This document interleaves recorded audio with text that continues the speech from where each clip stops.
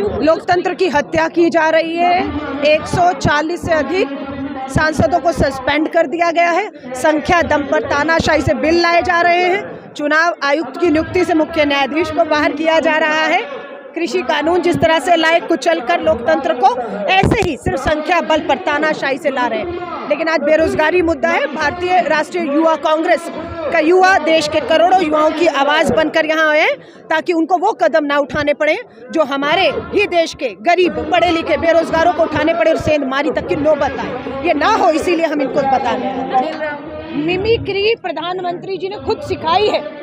सदन के पटल पर प्रधानमंत्री जी ने सर्वोच्च पद पर बैठे अपने पद की गरिमा न रखते हुए मिमिक्री प्रधानमंत्री नरेंद्र मोदी जी ने संसद में की थी। ये मापदंड उन्होंने तय किए हैं। अगर उनको आपत्ति है तो सबसे पहले संसद में जो जयराम रमेश सर और केसी वेणुगोपाल जी, हम सब प्रधानमंत्री जी का वीडियो वायरल कर रहे हैं, पहले उन्हें देश से माफी मांगनी चाहिए कि ये रास्ता उन्होंने दिखाया कर चुका है। ये पहली बार संसद घेराव नहीं है। 19, 20, 21, 22, 23 में भी पूरा इलाका छावनी में तब्दील है। डर है ना सरकार को सत्ता का। सेंधमारी को तो रोक नहीं पाए, इनके आवाज को रोक पाएंगे। और ये दहलीज पे खड़ा है, 24 की दहलीज पर ये आंदोलन है। तख्ता पलट करके दिखाएगा, वोट की ताकत है बेरोजगारी। आज संसद में राहुल गांधी जी ने जब कहा सेंधमारी हुई है, गृह मंत्री जी हिम्मत दिखाइए, संसद में आइए, जवाब दीजिए। देश के गृह मंत्री कायर है, कमजोर है, संसद में आने की बजाय जवाब से भाग रहे हैं। Shame on you, shame on you. पर गृह मंत्री जी, आप जाते हैं टीवी चैनलों पर, बात करते हैं, लेकिन संसद में बात नहीं होती। हमारे सांसदों ने सवाल पूछा, क्या हुआ 140 से अधिक सांसदों को बर्खास्त कर दिया गया है। और वहीं पर भाजपा के सांसद जिसने पास दिया, जिसने घुसपैठ करवाई, उस पे एफआईआर नहीं होती है। उन पे एफआईआर हुई जो अपने आप को भगत सिंह का अनुयायी बता रहे थे। ये गलत है, ये सही, घर जाकर आप फैसला करिएगा कि ये जो 4 युवा है ये कौन है। पहले जब हमला हुआ संसद भवन पर, वो हमलावर कौन थे 22 साल पहले जिन्होंने संसद में हमला किया? वो पाकिस्तान से आए हुए आतंकी थे, हाथ में हथियार थे। लेकिन ये जो युवा है, हम इनका समर्थन नहीं करते हैं, लेकिन सवाल उठता है कि ये जो 4 युवा है, कोई हरियाणा से, कोई कर्नाटका से, कोई महाराष्ट्र से है, ये 4 युवा भारत के हैं। ये चारों युवा गरीब परिवार के हैं। ये चारों युवा पढ़े लिखे बेरोजगार हैं। इन चारों युवाओं के हाथ में हथियार नहीं, डिग्री थी। और आपने उन चारों पर यूएपीए आतंकी धाराओं में आरोप लगाकर उन्हें पुलिस हिरासत में भेज दिया है। लेकिन भाजपा का सांसद आज भी आजाद घूम रहा है।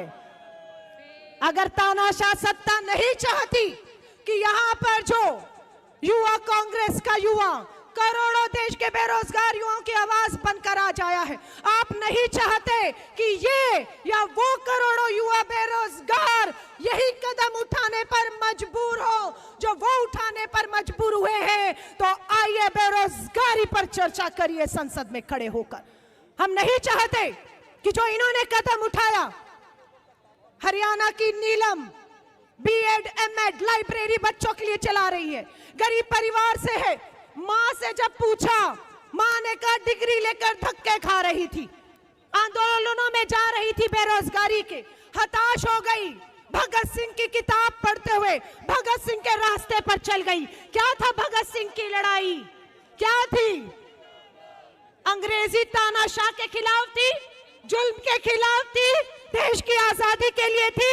भगत सिंह ने जो रास्ता अपनाया, अगर वो गलत था तो संघियों को सोचना होगा। सावरकर का रास्ता भी हम नहीं अपनाने वाले, माफी नहीं मांगेंगे, इस संसद की 4 दीवारी को हिलाएंगे। हम भगत सिंह नहीं बनने, लेकिन हम सावरकर भी नहीं बनेंगे। लेकिन भगत सिंह का खून आज हर की खून में खोल रहा है। 100 दिन का काउंटडाउन शुरू है। आप तैयार हैं? आप तैयार हैं? ये लड़ाई 24 की दहलीज पर पहुंच चुकी है। 24 की दहलीज पे खड़े हैं आप। 100 दिन बचे हैं आपके पास। इन 100 दिनों में आगे का रास्ता क्या होगा, मंजिल तरीके क्या होंगे, आप तय कर लीजिएगा। 28 दिसंबर कांग्रेस अपने स्थापना के 138 34 वर्ष पूरे करने जा रही है। 10 लाख कांग्रेस का कार्यकर्ता भाजपा के गढ़ नागपुर में ललकारेगा और इनकी दीवारों को हिलाएगा। 10 लाख कांग्रेस का कार्यकर्ता नागपुर पहुंच रहा है।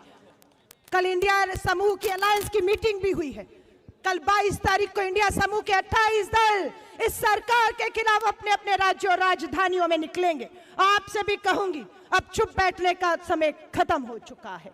राहुल गांधी जी की भारत जोड़ो यात्रा ने आपको और हमें आगे का रास्ता दिखाया है। निकल जाइए घरों से इस 100 दिन में, वरना हम ही नहीं पूरा देश पछताएगा। हमारे 140 सांसदों को बर्खास्त करने के पीछे कारण क्या है? हमने तो सिर्फ इतनी मांग की, गृह मंत्री जी आइए और जवाब दीजिए। हमारे 140 सांसद बर्खास्त होते ही संसद में बिल लेकर आए हैं और बहुमत के दम पर पास करवा दिया कि चुनाव आयुक्त की नियुक्ति जो कमेटी करेगी उससे मुख्य न्यायाधीश को बाहर कर दिया गया है, ताकि ये तानाशाह सरकार चुनावों से पहले अपने मन मुताबिक अपने चुनाव आयुक्त और अपने चुनावी 2 सदस्यों की नियुक्ति कर सके, अपने मुताबिक चुनाव करा सके। आपको एक एक मुद्दे को गंभीरता से सोचना और समझना होगा।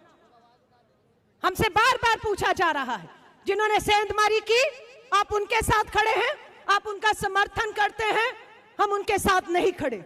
पर जिस मुद्दे को लेकर वो आए हैं, बेरोजगारी को लेकर, हम उसके साथ खड़े हैं। हम बेरोजगारी के साथ खड़े हैं। 35,000 युवा बेरोजगार आत्महत्या कर रहे हैं। मां चिंतित है, बेटे की जेब में कहीं सल्फर तो नहीं, जहर तो नहीं। और आज अग्निपथ भर्ती योजना पे पूर्व सेना के प्रमुख ने चिंता जाहिर की है। ध्यान से सुनिएगा और इस सरकार को चेतावनी दे रहे हैं। ये धमकी लगे, धमकी, चेतावनी हो चेतावनी। 17 साल का नौजवान, क्या उम्र है? 17 साल, 12वीं की पढ़ाई भी पूरी नहीं की, अग्नि भर्ती में शामिल कर लिया है। आधुनिक हथियारों की ट्रेनिंग मिल चुकी है उसे। क्या है? अग्निपथ भर्ती के नाम पर आधुनिक हथियारों की ट्रेनिंग उस 17-18 साल के युवा को मिल गई है। सरहदों की खुफिया जानकारी मिल गई है। वो सरहद से 4 साल में वापस यही आने वाला है। और अगर वो बेरोजगार रहा तो इनसे ज्यादा घातक हो सकता है। वो ये चेतावनी दे रहे हैं। संभाल लीजिए समय रहते इन्हें और उन्हें भी, जो आने वाले हैं आधुनिक हथियारों की ट्रेनिंग लेकर, वो कितने घातक हो सकते हैं। ये घातक मणिपुर 8 महीनों से जल रहा है। पुलिस थानों से हथियार 3,000 हथियार लूट लिए गए। आपस में खून हो रहा है। प्रधानमंत्री मोदी जी मणिपुर नहीं चाहते हैं। आज लोकसभा में, राज्यसभा के जो हमारे अध्यक्ष हैं, उपराष्ट्रपति, उनकी मिमिक्री की है। बहुत आहत है। किसी ने उनकी एक्टिंग कैसे कर ली। अरे प्रधानमंत्री जी, आपका वीडियो वायरल है। आप तो प्रधानमंत्री हैं, सर्वोच्च पद पर बैठे हैं, संसद के अंदर, संसद के भीतर पटल पे आप किसकी मिमिक्री कर रहे हैं? ये रास्ता तो आपने दिखाया है। हमने तो सिर्फ आपको आईना दिखाया है। हमने आईना दिखाया है। और अब ये आईना दिखाने से हम डरेंगे नहीं। मैं हर युवा को कहूंगी, हुआ है एक एक युवा इस सरकार की नींव हिला देगा। 100 दिन है, 100 दिन है। निकल जाइए अपने घरों से, उठा लीजिए कांग्रेस का तिरंगा झंडा अपने हाथों में।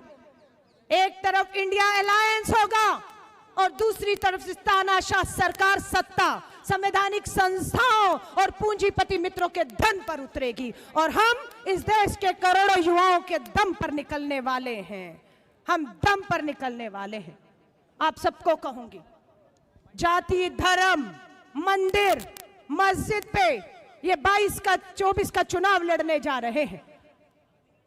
भगवान श्री राम के मंदिर का निर्माण पूरा हो गया। हम बहुत खुश हैं और उसका स्वागत करते हैं।